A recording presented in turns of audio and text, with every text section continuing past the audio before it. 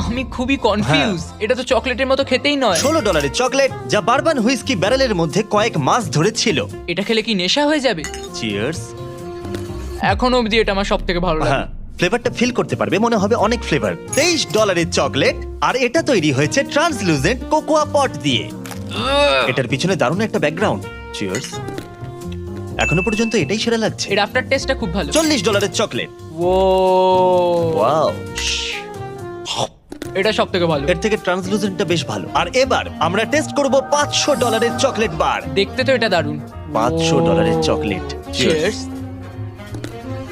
এটাই সব থেকে ভালো মনে এটা হয়। টেস্ট খুব ড্রাই, মানে বুঝতে পারছি এটা ড্রাই হওয়ার কারণটা, মানে কি বলবো, এটা আমি কোনো ফ্লেভারই পাচ্ছি না। নোলানের দিকে এসো।